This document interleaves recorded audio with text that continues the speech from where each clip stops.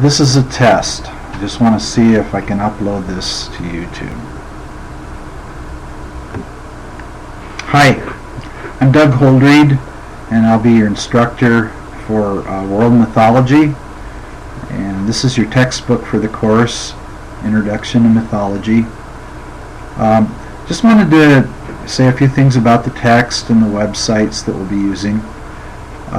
Besides the reading assignments in the textbook, there's also a timeline at the beginning of the text that will be useful to you in terms of getting a sense of where the myth that you happen to be looking at a particular time fits into the larger flow of history. Also, there are marginal notes along the edges of each page that refer you to other information that will be useful. And there is a companion website that we'll be using. So let's take a look at that. I'll be placing a link to this companion website on D2L, our online platform. When you go to the companion website, this is a page that's been prepared by the publisher, Oxford University Press. And for each chapter, you'll find several resources that are there for you if you want to take advantage of them. The first is just a quick little summary of what's in the chapter. There's also a listing of key terms that will be used in the chapter. So this is a good way to sort of test yourself to see if you have grasped the important information from the chapter. If you look at this and everything is somewhat familiar, then you're in good shape. And then there are also self-quiz questions and study questions that are also there to sort of tell you whether or not you're getting the goodie out of each chapter.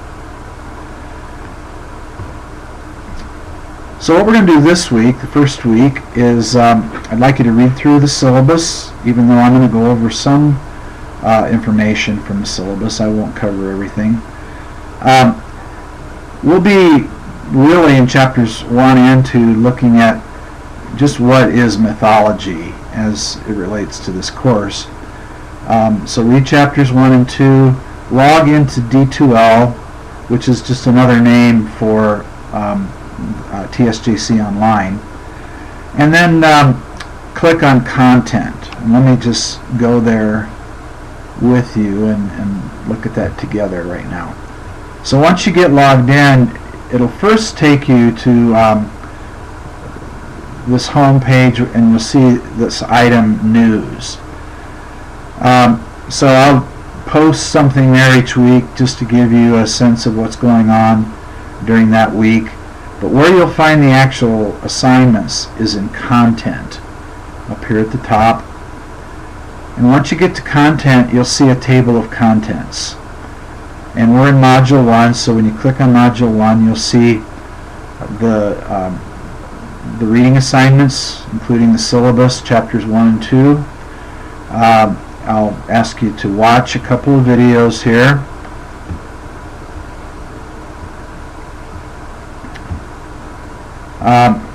Including The Power of Myth, which is a video series that we'll be using. Each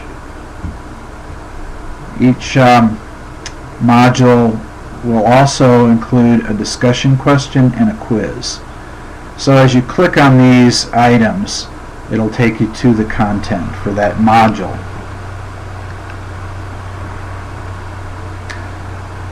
This is my contact information. It's also in the syllabus, but my office is in Berg 303. My phone number is 680-3900. The best time to visit with me in my office is in the morning on Tuesday and Friday, and you can see my email address there.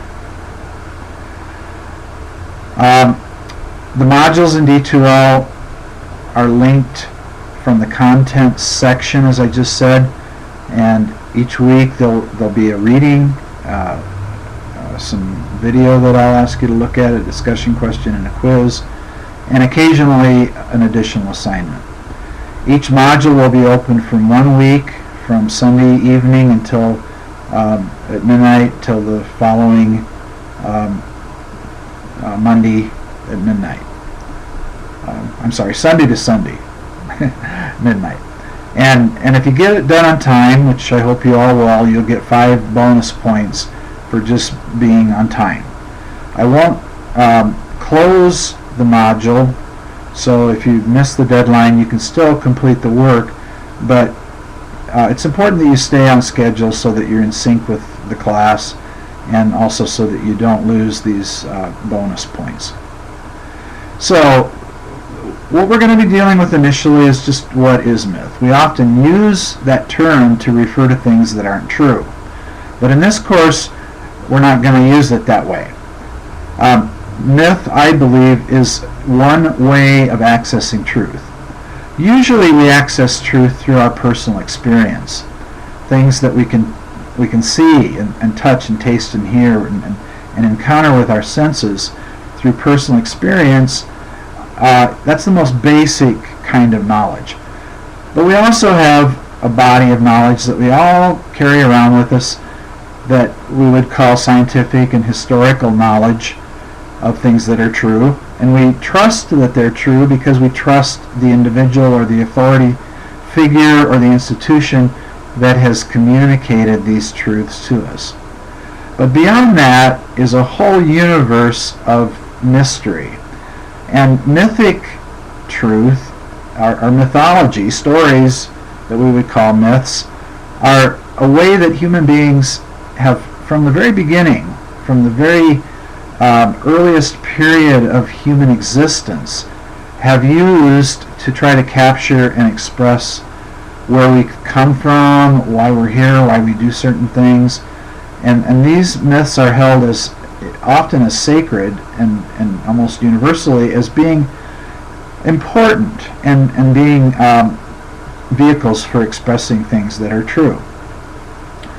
In general, myths began as stories, as oral communications, and they're told often by lyric poets who went around actually singing the stories while they strummed this harp-like instrument called the lyre. So we call this lyric poets, and we even, today use the word lyric in reference to the words that accompany a tune. So that's what these early storytellers did. They went around and sang the stories and accompanied themselves on the lyre. And then later on, Greek and Roman writers, in the case of classical mythology, wrote down these ancient verbal or oral stories. We encounter myth all over the place, in art and in music, in literature, even video games. We see myths told in movies and even in psychology. This is a picture by the French artist Angres that shows Zeus, of course the sky god in Greek mythology, sitting on his throne. This is a shot from an opera by Wagner, the Valkyries. Here we see a couple of etchings by the artist Doré that were done to accompany Dante's early piece of literature known as the Divine Comedy, where Dante travels from hell through purgatory into heaven, and with him for part of the journey is the poet, the Roman poet Virgil, and all kinds of references to mythology in that piece of writing. We also run into mythology in video games, where mythological themes are used as well. And in movies, we see some of the content from myths as well.